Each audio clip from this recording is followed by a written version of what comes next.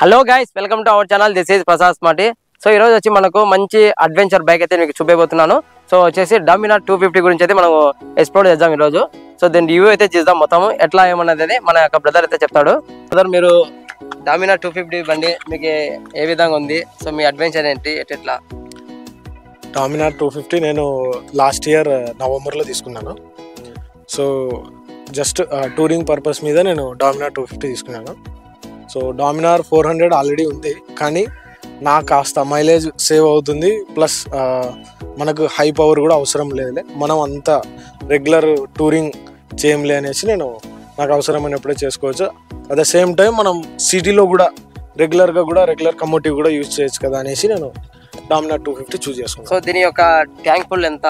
So దీని mileage, tank full, దీని mileage, దీని టైర్స్, సో దీని జాకప్ జాలు, దీని యొక్క ఎక్స్ప్లోర్ అయితే చేయండి మొత్తం. ఏమేమి దీని స్పెషాలిటీ ఏమేమి ఉన్నాయి? సో 400కు 200కు డిఫరెంట్ ఏమైంది? ఓకే, 400 ఇది 250. ఇది ట్యాంక్ కెపాసిటీ వచ్చేసి 13 లీటర్స్, ఇది 13 లీటర్లు. ఇంకా ఫ్రంట్ 400కి దీనికి స్టార్టింగ్లో కాస్త డిఫరెన్స్ చెప్పాలి అనుకుంటే, వాడు కాస్ట్ కటింగ్ కోసము టూరింగ్ యాక్సెసరీస్ అనేసి ముందర విండ్షీల్డ్, వెనకాల మనకు టాప్ బాక్స్ లాగా గ్యాబ్రీలే ఎక్కువ. ఓకే, ఇది 13 లీటర్స్ కెపాసిటీ అన్నట్టు. ఓకే, సింపుల్గా ఫస్ట్ మనం 400కి 250కి కంపారిజన్ చూసుకుంటే, ఫస్ట్ మనకు కాస్ట్ కటింగ్ కోసం వాడు ఇప్పుడు 400 వచ్చేసి 250కి డిఫరెన్స్ వచ్చేసి అమౌంట్ ఒక 80,000 వరకు ఉంటుంది, 80,000 వరకు డిఫరెన్స్ ఉంటుంది. మనకు విండ్షీల్డ్ కానీ వెనకాల ఎక్స్ట్రా టాప్ బాక్స్ కమ్ గ్యాబ్రీల్ కానీ మనకు అవి కొన్ని టూరింగ్ యాక్సెసరీస్, ఈ నకల్ గార్డ్స్, ఇటువంటివి టూరింగ్ యాక్సెసరీస్ కాస్ట్ కటింగ్ చేసినాడు.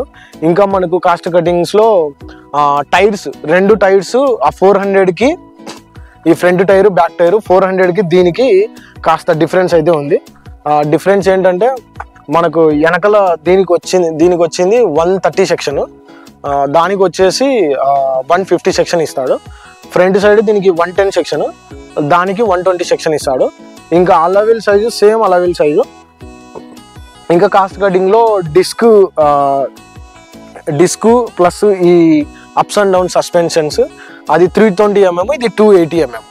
సో ఇవి మనకు కొద్దిగా డిఫరెన్స్ ఇచ్చినాడు, ఒక 80,000 వరకు డిఫరెన్స్. ఇంకా మిగతాది బండి అంతా ఆల్మోస్ట్ ఏమో. పవర్ వచ్చేసి దాన్ని 40 bhp, దీనిది 27 bhp అన్నట్టు.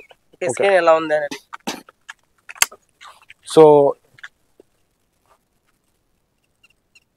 సో ఓనర్షిప్ రివ్యూ అంటే, ఇప్పటి వరకు నేను నియర్లీ ఒక 4,000 నియర్లీ తిరిగినాను. సో నేను ప్రస్తుతానికి లాంగ్ రైడ్స్ వచ్చేసి జస్ట్ బెంగళూరు అట్లా వెళ్ళాను అంతేగాని నేను ఇంకా లాంగ్గా ఏం ప్లాన్ చేయలేదు. మేబీ ఈ ఇయర్ ఎండ్ ప్లాన్ చేసుకోవాలి. సో ఓనర్షిప్ రివ్యూ గురించి అయితే చెప్పండి మొత్తం ఎట్లా అనేది. ఓకే, సో దీని గురించి పాజిటివ్స్ అండ్ నెగిటివ్స్ చెప్పాలి అనుకుంటే, సో ఫస్ట్ పాజిటివ్స్ చెప్దాము. పాజిటివ్స్ వచ్చేసి మనకు 250cc మనకు కాస్త మంచి మైలేజ్ ఇచ్చే బండి అంటే ఇదే అని అంటాను. ప్లస్ కొద్దిగా పెద్ద బండి, కొద్దిగా టూరింగ్ కమ్ అడ్వెంచర్ చేయాలి అనుకుంటే, మేజర్గా టూరింగ్ కాస్త ఎక్కువ మైలేజ్ రావాలి, ఒక 2.3, 2.4 lakh నేను ఇన్వెస్ట్ చేయగలుగుతానంటే ఈ బండి సజెస్ట్ చేస్తాను. సో దీంట్లో నాకు మైలేజ్ వచ్చేసి హైవే వెళ్ళినప్పుడు నాకు ఒక 37, 38 వచ్చింది. ఇంకా రెగ్యులర్గా మనం లోకల్లో తిరిగితే 30 to 30 ఇంతే ఉంటుంది, మనకు పెద్ద వెహికల్ కాబట్టి. కానీ 400 ఊర్లో తిరగడానికి కాస్త కష్టం అనిపిస్తుంది, కానీ 250 కాస్త బెటర్ అనిపిస్తుంది. 400కి 250కి వెయిట్ డిఫరెన్స్ వచ్చేసి ఒక 15 kgs డిఫరెన్స్, ఈజీగా ఒక 15 kgs డిఫరెన్స్ అయితే ఉంది. సో ఆయిల్ ఎన్ని లీటర్స్, అది gearing rod, oils, oil difference వచ్చేసి ఆ 250కి దీనికి పెద్ద డిఫరెన్స్ ఏం లేదనుకుంటా. సో పవర్ కూడా దీనికి 27, దానికి 40 bhp. ఇంకా ముందర మనకు కూలెంట్ రేడియేటర్ సేమ్ 400కి మనకు ఏ విధంగా అయితే ఉంటుందో సేమ్ రేడియేటరు. సో మనకు కూలెంట్ ఇది మనకు సేమ్ రేడియేటర్, 400కి దీనికి సేమ్ రేడియేటర్. ఇది ఇంజన్ వచ్చేసి మనకు 249cc DHCC ఇంజన్ అని అంటారు. ఇది KTM ఇంజన్ అట్టు. KTM బజాజ్ కొలాబరేషన్ అయ్యి మనకు తీసుకొని వచ్చినాడు ఈ ఇంజన్. డామినార్ లో. మనకి ఎగ్జాస్ట్ కూడా ఇది వచ్చేసి రెండు dual channel ABS, front back braking system మనకు dual channel ABS.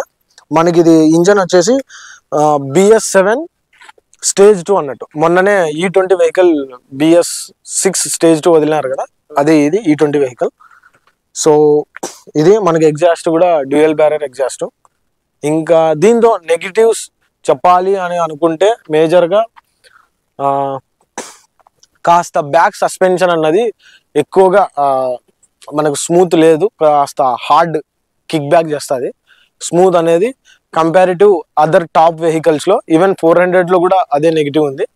Comparative top వెహికల్స్లో smoothness అనేది లేదు. ఇంకా బ్యాక్ బ్రేక్ కూడా అంత ఫీడ్బ్యాక్ అయితే ఇవ్వట్లేదు, అంత పంచి అంత బైట్ అయితే ఓన్లీ బ్యాక్ బ్రేక్ ప్రెస్ చేస్తే మనకు అంత బైట్ లేదు. మనం కాంబో ఫ్రంట్ బ్యాక్ కూడా యూజ్ చేస్తేనే మనకు మస్తుగా ఉంటుంది. ఇంకా మనకు నెగిటివ్స్ అంటే వెయిట్ ఎక్కువ, ఇంకా హైట్ వచ్చేసి బజాజ్ లోనే మనకు డామినార్ అంటే మనకు రెండు బజాజే కదా. So Dominar Bajaj NS 160. So రెండు మధ్య డిఫరెంట్ ఏంటి అంటే కంపారిజన్ చేసి రెండు కలిసేసి ఏ విధంగా ఉంటాయి అనేది.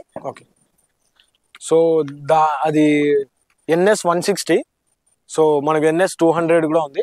ఇది డామినార్ 250. దానికి దీనికి కంపేర్ చేస్తే అది కూడా NS 160 కూడా మంచి వెహికల్, మంచి మనకు టాప్ స్పీడ్ కానీ వెళ్తుంది. ప్లస్ చాలా యూత్ కూడా చాలా అట్రాక్ట్ అయినారు.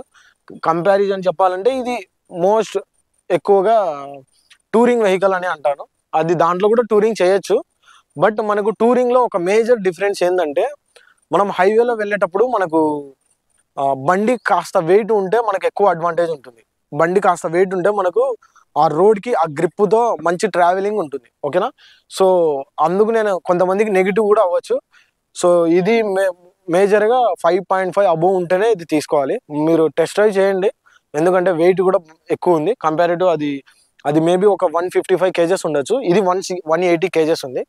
సో అది రెగ్యులర్గా ఊర్లో తిరగడానికి మంచి వెహికల్, మంచిగా మనకు మంచి పవర్ కూడా ఉంది దాంట్లో. సో టూరింగ్ పర్పస్లో తీసుకోవాలనుకుంటే కంపారిటివ్ ఇది బెటర్ అని అంటాను. సో అది మేజర్ కంపారిజన్. Thank you.